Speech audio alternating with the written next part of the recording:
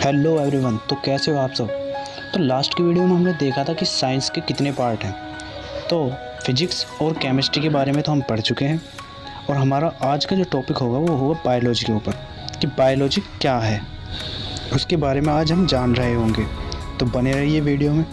तो चलिए करते हैं शुरुआत। तो गाइस, जब आप कहीं हिल स्टेशन पर जाते हैं तो आप ज़्यादा ऊंचाई पर अनकंफर्टेबल महसूस करते होंगे। ऐसा क्यों होता है, क्या आप जानते हैं? क्या आपने कभी सोचा है कि क्या कारण हो सकता है उसका? अगर आप नहीं जानते, बने रहिए वीडियो में, तो इसका आंसर मैं वीडियो के लास्ट में दूंगा। तो आज का हमारा पहला टॉपिक है मीनिंग ऑफ बायोलॉजी। बायोलॉजी का अर्थ क्या है? बायोलॉजी दो वर्ड से मिलकर बना है, बायो जिसका मतलब है जीवन और लोगस यानी अध्ययन। इसका पूरा मतलब हुआ कि जीवन का अध्ययन करना, यानी आप इसमें लाइफ के बारे में जान रहे होंगे। तो अब हमारी इसकी डेफिनेशन, तो विज्ञान की वह शाखा जिसके अंतर्गत जीवन का अध्ययन किया जाता है, वह हमारा बायोलॉजी कहलाता है। तो नेक्स्ट टॉपिक है हमारा बायोलॉजी इंट्रोडक्शन। तो जीवों के अध्ययन को सन 1802 ईस्वी में फ्रांसीसी वैज्ञानिक लेमार्क ने और उसके बाद जर्मन वैज्ञानिक ट्रेवेलस ने जीव विज्ञान का नाम दिया। लेकिन अरस्तु को जीव विज्ञान का जनक कहा जाता है। तो इससे पता चलता है कि बायोलॉजी का नाम लेमार्क और ट्रेवेलस ने रखा, लेकिन अरस्तु को ही इसका जनक कहा जाता है। तो गाइस, आज हमारी अर्थ पर लगभग 17 से 18 लाख जातियाँ ज्ञात हैं। तो इनमें से हम जंतुओं और पादपों में स्पष्ट रूप से भेद देख सकते हैं। इस प्रकार बायोलॉजी को दो भागों में बांटा गया है। एक हमारा पादप और वनस्पति विज्ञान और दूसरा है जंतु विज्ञान। तो इन्हें भी अब डिटेल में देखते हैं। तो ब्रांचेस ऑफ बायोलॉजी, तो बायोलॉजी के कितने ब्रांच हैं?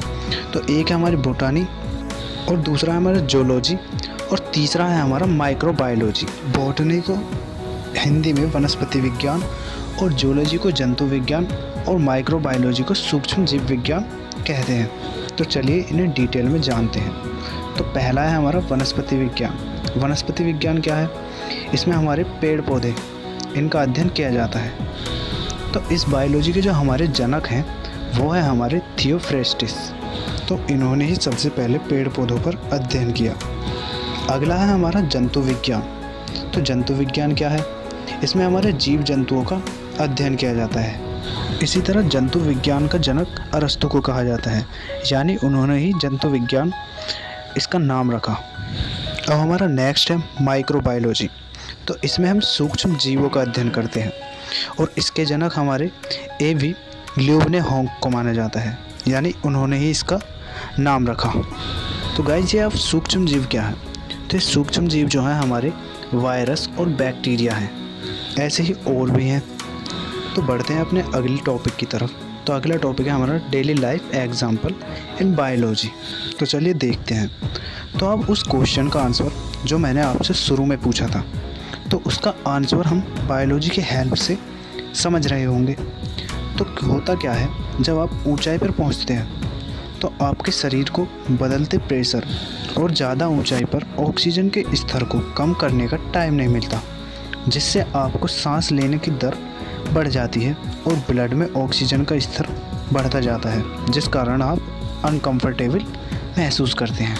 तो ये तो वो इसका पहला एग्जाम्पल। अब इसी तरह से देखें तो एग्रीकल्चर में भी बायोलॉजी का यूज़ है और भी देखें तो हमारा फूड और ड्रिंक्स में भी बायोलॉजी का यूज़ होता है। इसी तरह से हमारा क्लोथ्स में भी यूज़ होता है कि आप सर्दी में क्या पहने और गर्मी में क्या पहने, उस हिसाब के कपड़े बायोलॉजी की हेल्प से बनाए जाते हैं। अगला एग्जांपल है हमारा हेल्थ और मेडिसिन से रिलेटेड। तो बायोलॉजी की मदद से ही हमारे ये सब कुछ होता है। जब आप बायोलॉजी को पढ़ते हैं तो तभी तो आपको पता चलता है कि क्या दवाई किस रोग के लिए है, और सबसे ज़्यादा यूज़ हमारा बायोलॉजी का इसी फील्ड में है। बायोलॉजी पढ़कर ही तो आप डॉक्टर बनते हैं। तो बस बायोलॉजी के बारे में इतना ही। तो मिलते हैं अगली वीडियो में, तब तक के लिए बाय।